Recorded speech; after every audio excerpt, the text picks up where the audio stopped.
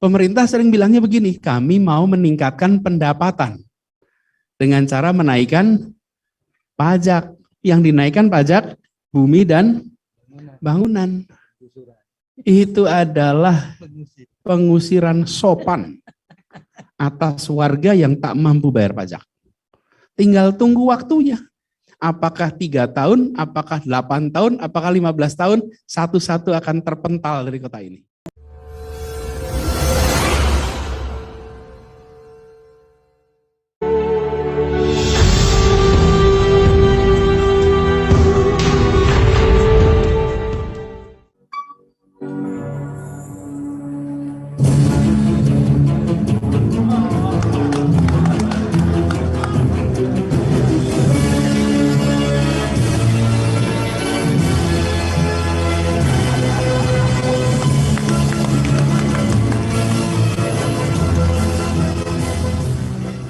Bismillahirrahmanirrahim. Mohon maaf. Alhamdulillah. Allahu Akbar.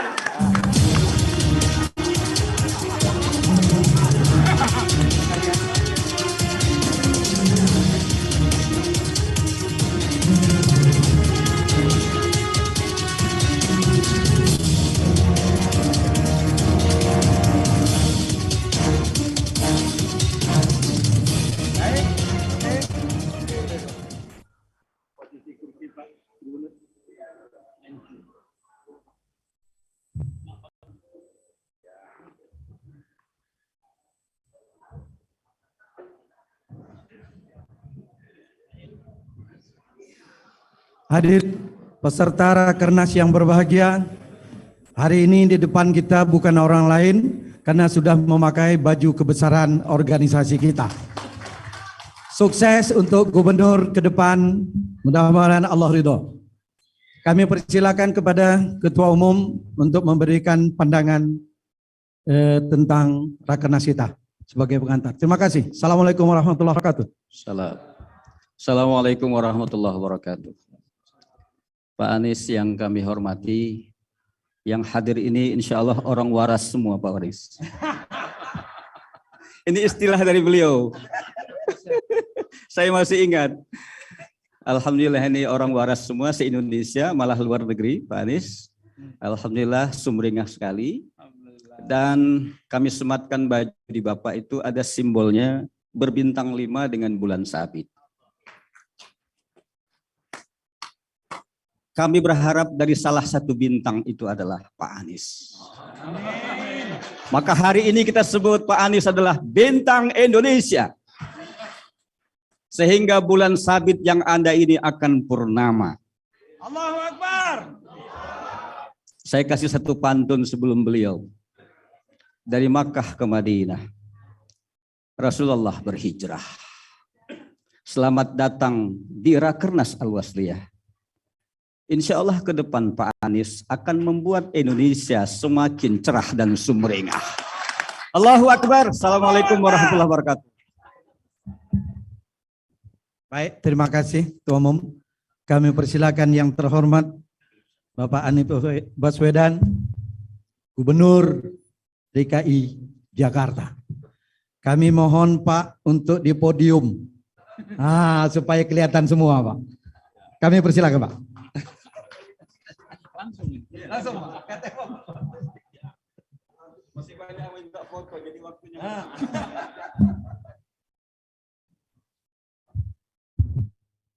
Bismillahirrahmanirrahim. Assalamualaikum warahmatullahi wabarakatuh. Alhamdulillah. Alhamdulillahilladzi arsala rasulahu bil huda wa dinil haqq liyudhhirahu 'ala dini kullihi wa kafa billahi shahida. Asyhadu an la ilaha illallah wa asyhadu anna Muhammadan abduhu wa rasuluh.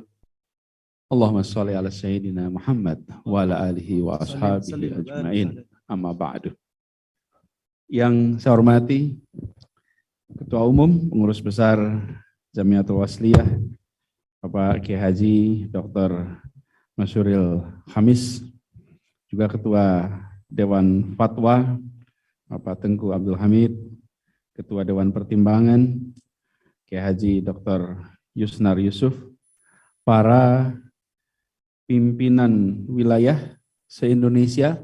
Ini ada 23 provinsi yang hadir bersama, 32 provinsi. 32 provinsi, kemudian para ketua pimpinan daerah, kabupaten kota, ini ada, kalau catatan di sini 362. Masya Allah, ahlan wa sahlan di Jakarta. Juga yang datang dari luar negeri, ini saya tahu di sini ada Ustazah Umi Afrah ini di sini dari London khusus. 3 minggu lalu saya ketemu beliau di London. Luar biasa. Sekarang sudah ketemu lagi di sini. Seluruh hadirin peserta Rakernas. Tentu kita mulai dengan bersyukur Allah Subhanahu wa taala. Alhamdulillah kita beri nikmat sehat, diberikan kekuatan sama-sama bisa berkumpul dalam sebuah Rakernas yang alhamdulillah diselenggarakan di Jakarta. Jadi saya waktu itu sampaikan, insya Allah saya datang. Tapi prinsipnya memang dari dulu sama. Lebih baik mendadak datang daripada mendadak batal. Jadi hari ini pun saya terbang ke Lampung. Pagi sebetulnya saya berangkat tadi. Pagi acara langsung begitu mendarat. Bilang ini slot waktunya paling memungkinkan justru sore ini. Jadi alhamdulillah sore ini insya Allah Jumat berkah buat kita semua. Amin. Yang tidak terduga adalah diberikan jaket ini, Pak. Ini seperti pelantikan jadi tadi. Pelantikan. Soalnya ini kalau di musim pemilu itu biasanya banyak yang minta dibeli jaket. Sekarang saya malah terima jaket. Terima kasih, Pak. Terima kasih. Terus sekalian yang saya hormati, kita bersyukur alhamdulillah di Jakarta ini kondisinya aman, tertib, damai. Mudah-mudahan terus ke depan. Jadi buat seluruh peserta yang datang ke Jakarta, barangkali 2 tahun ini sudah jarang ke Jakarta. Betul tidak? Ya, betul. Betul ya? 2 tahun jarang ke Jakarta. Jakarta juga kangen sama semuanya. Karena kota kita ini sepi dari pengunjung selama 2 tahun. Alhamdulillah sekarang sudah mulai ramai lagi. Dan kalau ramai begitu kita senang karena satu tentu lihat Jakarta, ekonomi dan lain-lain. Tapi yang tidak kalah penting adalah kita ingin tunjukkan banyak hal dikerjakan di Jakarta selama pandemi. Insya Allah kalau datang agak pangling lihat kota ini. Insya Allah. Kalau saja Rakernasnya minggu lalu itu bersama dengan Formula E sebetulnya. Sukses, sukses. Saya kemarin sampaikan minta maaf pada sebagian yang karena Formula E kemarin mengecewakan. Mengecewakan pada orang-orang yang pesimis bisa terjadi. Yang pesimis itu kecewa sekali, tapi mohon maaf gitu, mengecewakan. Kita sesungguhnya ingin membahagiakan semua orang gitu. Tapi ada yang kecewa. Dan ini semua saya waktu itu sampaikan pada saat kita ngobrol di rumah bahwa selama menjalankan amanat di Jakarta ini kiriman doa tidak pernah putus dari begitu banyak pribadi-pribadi ikhlas di mana saja. Dan itulah yang membuat kami merasakan sekali setiap kali pintu tertutup muncul pintu baru tak terduga yang menyelesaikan masalah. Berderet Bapak Ibu. Selama bertahun-tahun ini saya merasakan. Itu sebabnya saya sempat tadi juga menyampaikan terima kasih pada Bapak Ibu yang dari jauh, lokasinya tidak dekat dengan Jakarta, tapi hati dan pikiran dan doa dikirimkan ke kota ini. Amin. Insya Allah ini memberikan berkah bagi kita semua. Dan tantangan yang kita hadapi di Jakarta tidak kecil. Tapi kita berharap ke depan insya Allah saya berapa bulan lagi ini akan tuntas. Bulan Oktober selesai, mohon doanya biar bisa husnul khatimah. Iya husnul khatimah, betul kan? Husnul khatimah, biar di ujungnya baik. Dan kita berharap nantinya apa yang kita kerjakan di Jakarta ini punya dampak jangka panjang. Tapi sekarang kita berada dalam suasana Rakernas. Ini adalah sebuah Rakernas yang kita berharap nanti punya output bagi organisasi. Dan karena Al-Wasliyah ini punya konsentrasi pada bidang pendidikan. Benar ya? Bidang pendidikan salah satu konsentrasi Al-Wasliyah, maka kita harus secara serius membaca perubahan zaman. Apalagi masa pasca pandemi ini. Masa pandemi ini ada sebuah perubahan yang nanti akan mulai terlihat beberapa tahun ke depan. Bapak Ibu sekalian, setiap kali terjadi pandemi, saya awali pandemi, maka pada saat itu umat manusia mengalami evaluasi atas kegiatannya. Ini dialami puluhan kali. Cuman sebagian besar dari peristiwa pandemi ini tidak tercatat di negeri kita. Karena itu kita sering lewatkan. Tapi sesungguhnya banyak perubahan setiap kali kita lewat pandemi. Berbeda dengan epidemi. Kalau pandemi itu dialami oleh seluruh dunia. Nah, saya merasa ini kesempatan yang baik. Mudah-mudahan dalam Rakernas ini bisa secara serius dipikirkan. Kita ini, Bapak Ibu sekalian, anak-anak kita, kalau bicara pendidikan, anak kita anak abad 21. Betul ya? Gurunya abad 20. Betul ya? Gurunya abad 20. Sekolahnya abad 19. Iya, Bapak Ibu coba lihat foto sekolah kita sekarang, terus dicek dengan foto sekolah kita abad 19. Sama. Mengatur kelasnya sama, mengatur duduknya sama, semuanya sama. Tapi kalau kita perhatikan, ini tantangan tersendiri sekarang. Kemarin, pada masa pandemi, terpaksa kita harus menggunakan teknologi. Sehingga gurunya dipaksa abad 21. Mekanisme belajarnya dipaksa abad 21. Yang dulunya kita 3 abad ini dalam satu tempat.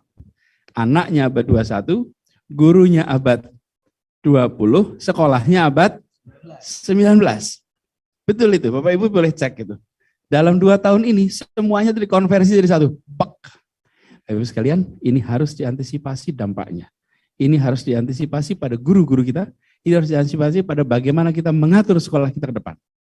Jadi, peristiwa kemarin itu peristiwa potensi hikmahnya besar. Tapi kita harus membacanya sekarang. Kalau kita tidak lakukan sekarang, nanti umat Islam tertinggal. Umat Islam sering kalah bukan karena tidak mampu, tapi karena tidak cekatan membaca perubahan zaman.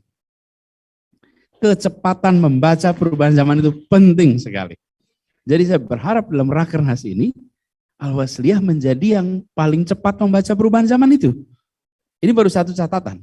Ada banyak peristiwa-peristiwa yang perlu diambil hikmahnya sekarang. Jadi kalau kita perhatikan dari 3 hal tadi itu, bagaimana 3 abad berada dalam satu lokasi, ini terjadi di semua tempat. Apa yang harus kita lakukan, langkah apa yang harus dikerjakan, banyak sekali sekarang itu kajian yang menyampaikan. Tapi pesannya adalah jangan lewatkan momen perubahan ini. Ini momen perubahan yang amat penting yang harus kita manfaatkan. Tes. Nah, lebih baik. Oke, jadi Bapak sekalian yang saya hormati, ternyata mikrofon berpengaruh pada kualitas suara ya. Jadi lain kali kalau lihat penyanyi hebat itu ragukan mikrofonnya itu. Belum tentu itu suara dia langsung. Suara saya jadi lebih indah dari aslinya gara-gara mikrofon ini. Terima kasih. Bapak Ibu sekalian, saya teruskan tadi. Jadi ini adalah satu momen. Kalau kita tidak segera lakukan perubahan, khawatir kita tertinggal. Bapak Ibu sekalian masih ingat barangkali tahun 90-an kita semua melihat ada usaha namanya wartel. Ya. Ada tidak kota tanpa wartel? Ada semuanya, apalagi dekat kampus, wartel di mana-mana. Betul ya wartel itu? Hari ini ada nggak wartel? Bahkan telepon genggam saja, telepon umum sudah tidak ada. Jadi bayangkan kalau ada seseorang di akhir 90-an awal 2000-an investasi besar-besaran bikin wartel nih. Tidak baca buku perubahan bahwa nanti akan munculnya mobile phone, oke? Maka dia termasuk rombongan tertinggal. Oke? Hari ini dunia sedang baca perubahan itu. Jangan umat Islam terjebak, kita masih di wartel terus. Kita masih merasa tenang terus. Nanti tahu-tahu muncul gelombang baru, kita terbelakang. Di mana lokasinya? Di pendidikan. Karena perubahan yang paling berdampak ke masa depan adalah perubahan di bidang pendidikan. Pendidikan. Nah, ini momentum yang sangat penting menurut harapan kami, di mana Rakernas seperti ini memberikan perspektif, lalu harapannya nanti tentu tidak diselesaikan di sini, tapi undang itu pakar-pakar ini yang baca perubahan, undang mereka. Kalau Gubernur DKI bukan pakarnya, undang mereka untuk memberikan detailnya, sehingga Al-Wasliyah punya kebijakan secara nasional mengantisipasi, dan harapannya nanti di tahun-tahun ke depan ketika kita menengok ke belakang, Al-Wasliyah termasuk yang paling awal mengantisipasi perubahan itu. Ini catatan kecil karena kita berharap sekali bahwa pendidikan kita ini benar-benar nantinya satu sisi membekali akar pondasi iman, Islam, akhlak yang kuat. Ini pondasi, nggak usah diubah-ubah. Metodenya kita kembangkan, tapi pondasi ini kuat. Di sisi lain, kompetensi, keterampilan itu menjangkau abad 21. Ini kita butuhkan sekali, sehingga kita bisa menjadi pemenang-pemenang di masa yang akan datang. Kemudian, Bapak sekalian saya hormati, di Indonesia, di Jakarta, kita semua merasakan, ini soal lain, tadi soal pendidikan. Yang kedua adalah bagaimana umat Islam bisa menyampaikan, mengartikulasikan aspirasi dan harapannya di tahun-tahun ke depan ini adalah tahun-tahun di mana kita memasuki wilayah pengambilan keputusan keterkaitan dengan pemilu, pilpres, dan lain-lain. Ini kesempatan kepada pribadi-pribadi baik untuk bisa didorong. Seringkali sekalian kita ini lucu. Kalau ada orang tak bermasalah masuk politik, dipermasalahkan. Iya, coba di kampus misalnya, ada dosen jadi caleg. Ini sesama dosen lain, ngapain jadi caleg? Sudah aja jadi dosen saja. Tapi kalau ada orang bermasalah masuk politik, tidak dipermasalahkan. Betul ya? Loh, terus kapan kita bisa lebih baik? Kalau selalu terbalik. Bahkan saya pernah mengalami, Pak, di kampus. Saya waktu di kampus ketemu dengan anak-anak mahasiswa, satu ketika ngobrol, saya tanya, nanti kalau udah lulus mau kemana? Saya rencana bisnis, Pak.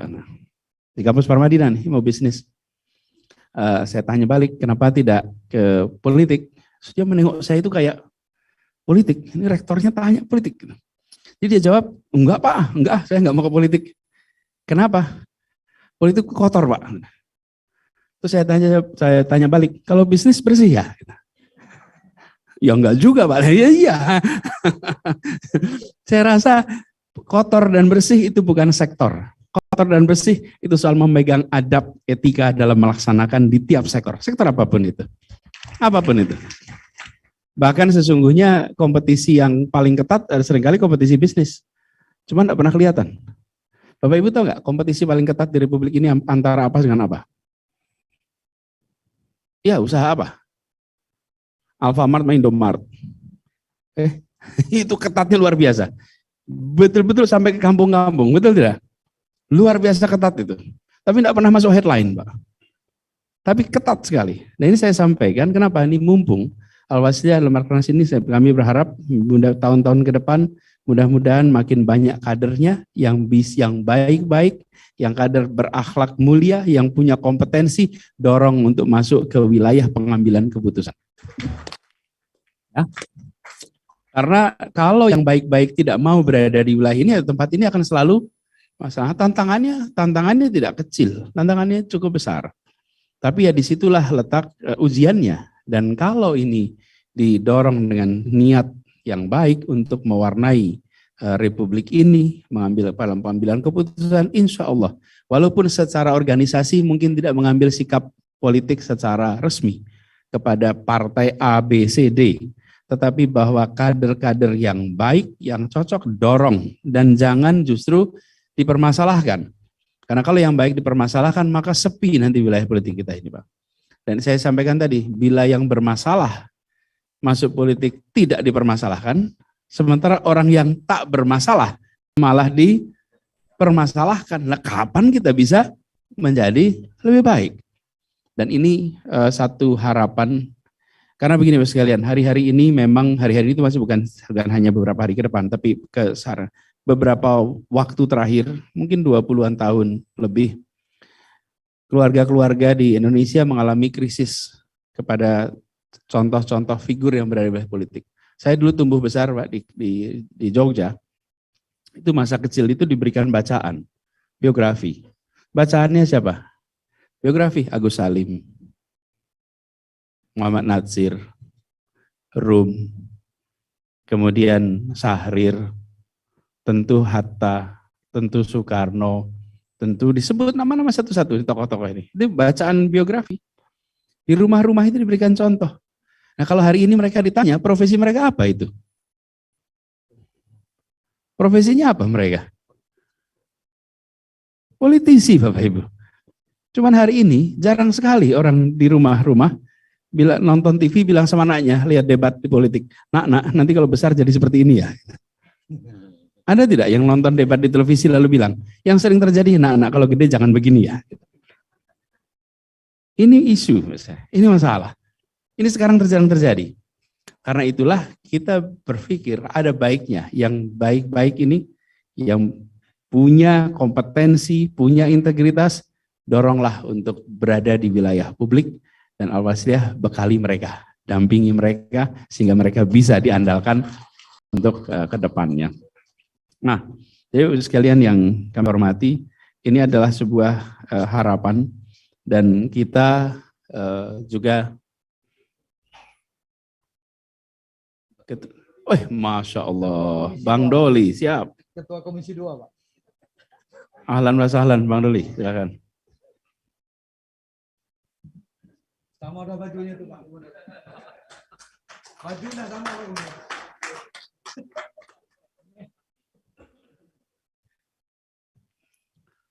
Nah ini baru saya ceritakan, ini contohnya nih. Ini contohnya nih. Ini contohnya. Kalau ada orang yang tak bermasalah, kita harus fasilitasi. Nah salah satunya Bang Doli ini. Jadi beliau mimpin di Komisi 2 yang sangat strategis karena semua urusan-urusan yang menyangkut tata kenegaraan kita, pengelolaan pemerintahan kita ada di dalam Komisi 2. Jadi komisi ini itu komisi yang anggota Dewan serius berada di situ.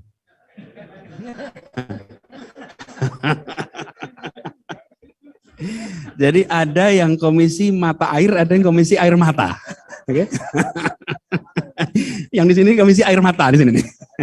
Tapi itu bagi orang yang pencahariannya mencari air, oke?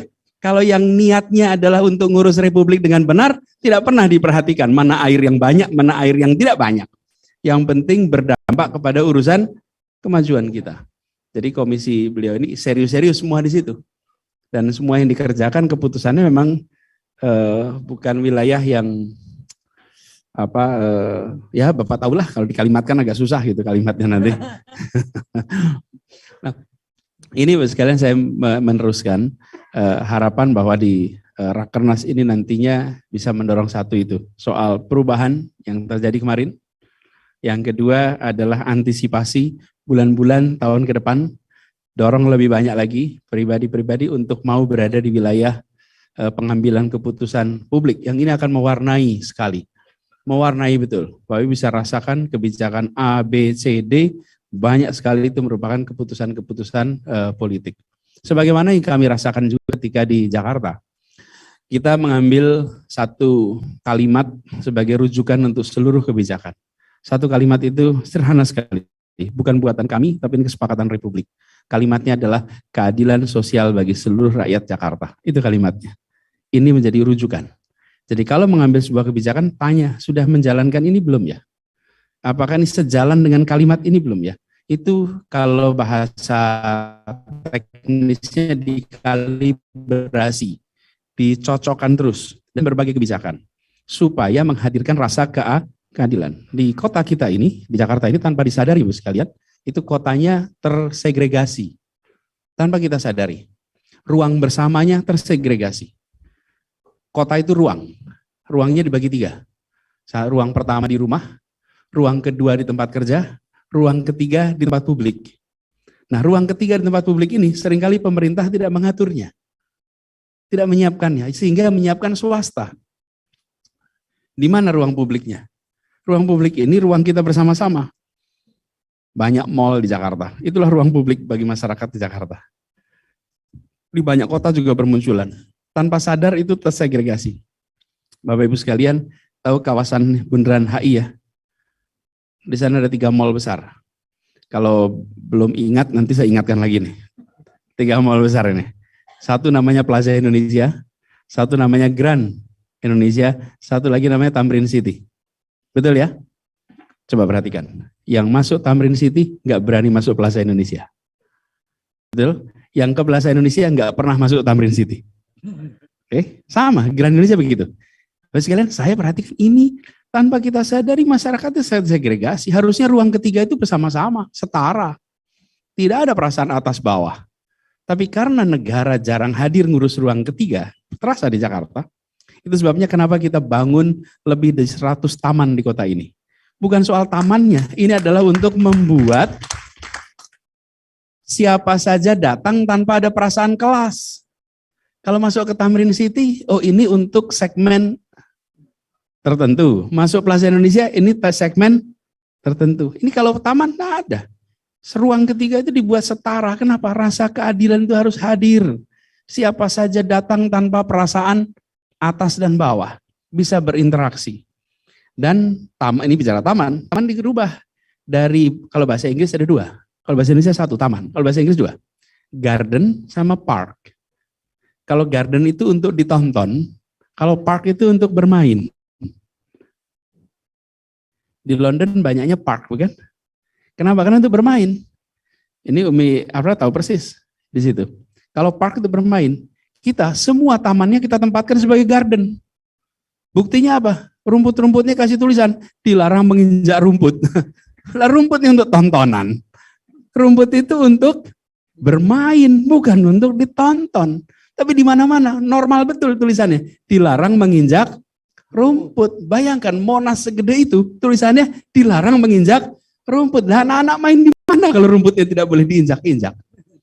Nah takut rusak. Kalau rusak tanam lagi, cuman rumput kok. Apa repotnya? Iya. Ya itulah tugasnya perawatan rumput supaya tetap hidup. Tapi buat bermain. Buat bermain. Nah itulah kemudian semua tanda-tanda itu dicabut semua di Jakarta. Udah ada lagi. Tugas mengubah dari tempat ditonton menjadi tempat. Nah kalau udah tempat bermain, itu yang rumahnya apartemen mewah maupun rumahnya sederhana berada di tempat itu tanpa ada perasaan beda kelas. Semuanya sama. Sederhana Bapak Ibu sekalian. Tapi saya ingin sampaikan yang namanya membangun rasa keadilan. Nah, yang lebih kompleks tentu pajak misalnya. PBB di Jakarta 4 tahun terakhir ini tidak pernah ada kenaikan. Kenapa? Karena PBB kita ini pernah naik 500% Bapak Ibu. 500% kenaikan PBB. Saya mau tanya nih, kalau PBB dinaikkan 500%, NJOP-nya naik 500%, bayarnya naik 5 kali lipat. Sesungguhnya apa ya artinya itu?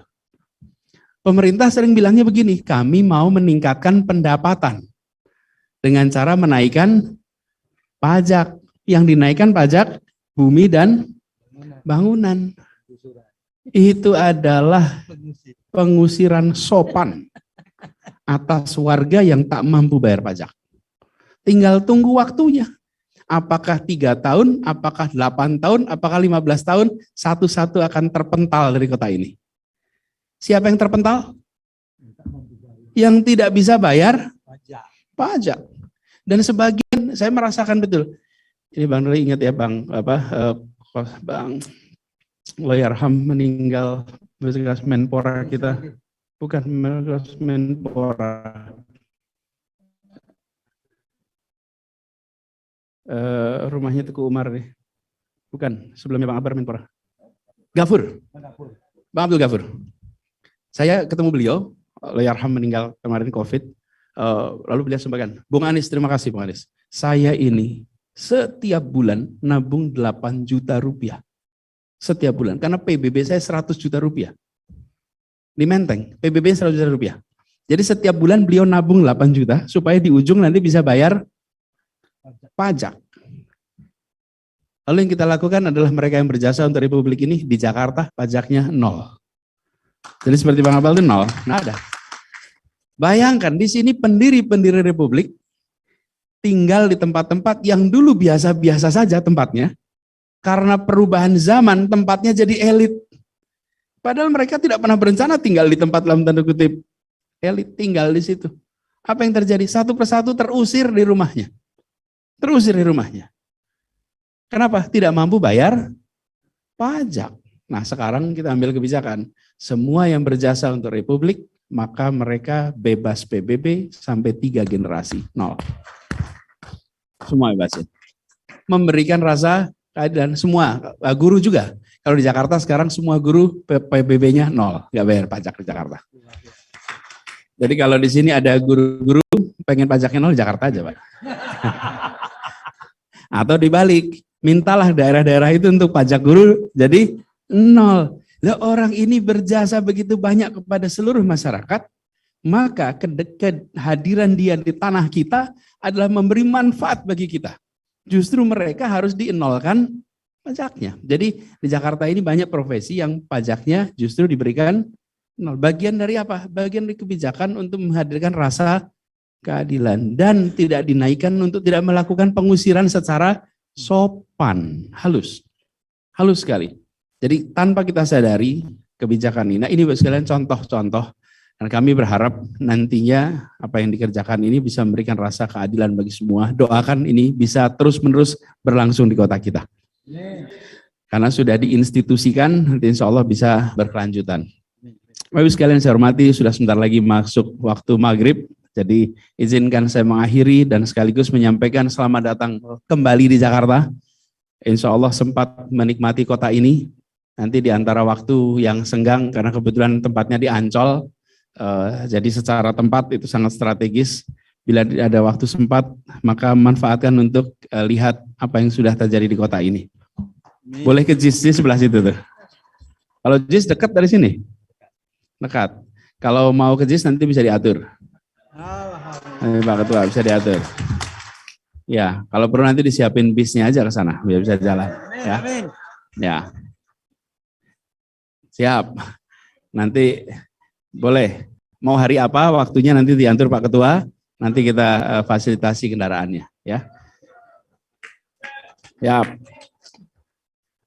Kalau MRT udah pada naik belum? Belum. Mau naik MRT? Boleh. Nanti diatur dah naik MRT ya kalian. Nanti diatur aja jalan. Biar doain biar MRT nanti sampai Ancol. Jadi sekarang MRT itu baru dari Bundaran HI sampai Lebak Bulus. Sekarang sedang konstruksi untuk sampai ke Kota Tua. Nanti dari Kota Tua sampai ke Ancol. Tapi baru selesai nanti tahun 2027. Panjang Bapak Ibu. Soalnya galinya di dalam tanah. Gali dalam tanah itu luar biasa volumenya. Jadi kalau satu kilometer itu bisa menghasilkan tanah sebesar 220.000 meter kubik. Itu per kilometer. Jadi bisa dibayangkan volume tanah yang dikeruk. Karena itu proyek yang sangat besar. Tapi kalau sudah jadi, insya Allah usianya bisa ratusan tahun. Jadi bukan usia yang sebentar, usianya panjang. Kita jangan khawatir untuk mengerjakan sesuatu yang besar. Karena bangsa ini memang terlatih untuk melakukan yang besar. Kita punya sejarahnya. Itu saja barangkali dari kami. Terima kasih. Kurang lebih mohon maaf. Assalamualaikum warahmatullahi wabarakatuh.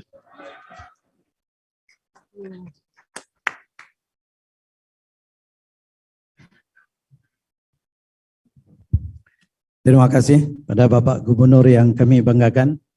Sebelum kita tinggalkan ruangan ini, ada orang yang dulu sangat mengagumi Bapak waktu Bapak jadi Menteri Pendidikan. Itu ada di sebelah Ketua Umum, Pak.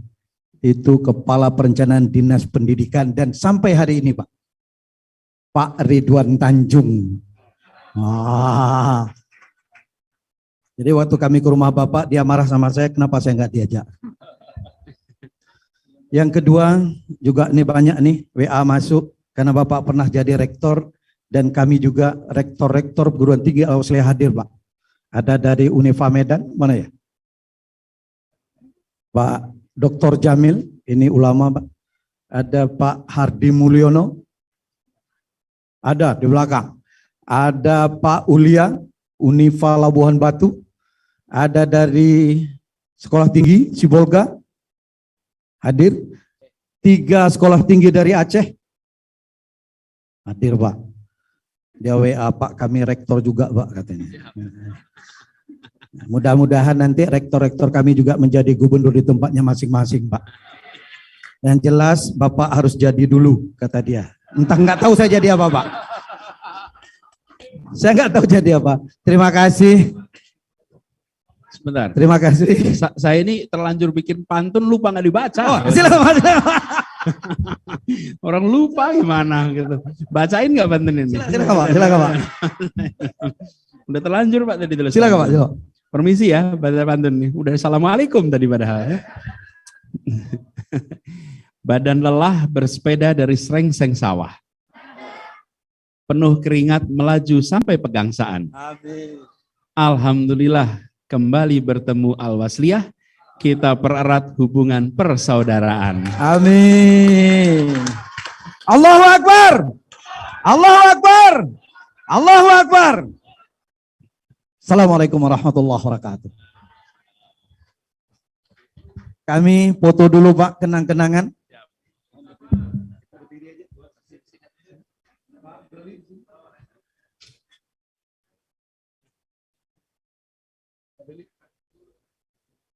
Soalnya baju udah sama.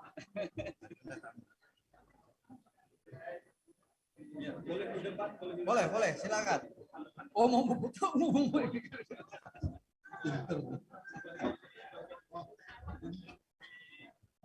Ayo, dari. Nah, anggota DPD, Pak. Dapil Sumut.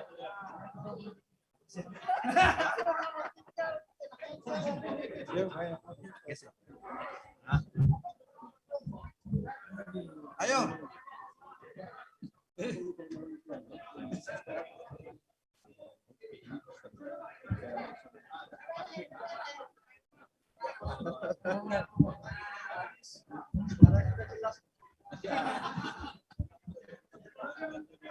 Ya, gantian.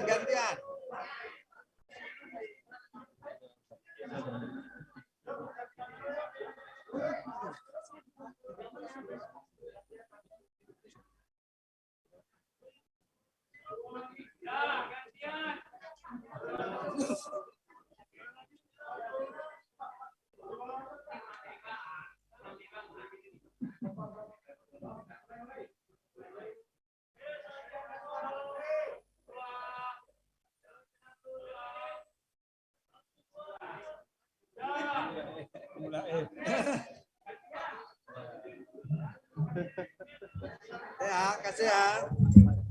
Yes. Silakan gantian. Mohon berkenan Pak Anies masih di sini. Ibu-ibu belum, silakan. Yang belum ibu sekali lagi. Pak Anies mohon bersabar. Silakan. Yang belum gantian Pak. Mohon pengertian. Mohon pengertian yang belum. Yang sudah mohon ke pinggir ya. Silakan. Ya. Situ aja Bu, situ Bu. Baris situ Bu, bawah Bu ya. Silakan yang belum. Yang belum silakan baris di bawah. Yang sudah mohon pengertian. Geser Pak, geser. Mohon maju Pak. Mohon maju Pak. Buat ibu-ibu dan yang belum, ya. Ya, silakan Bu. Ya, gantian.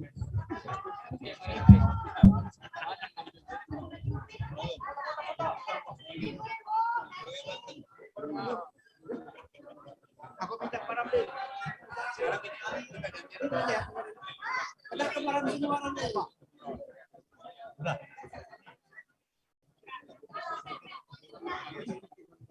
Terus. Ya. Sudah kena. Sugeng.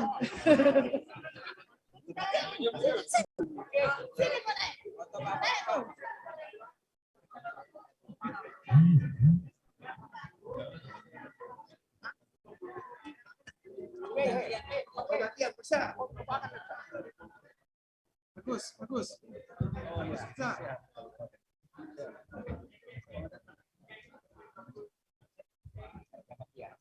Mana dia? Mana dia?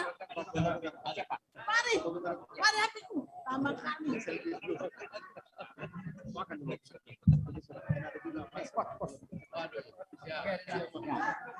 Mari, mari.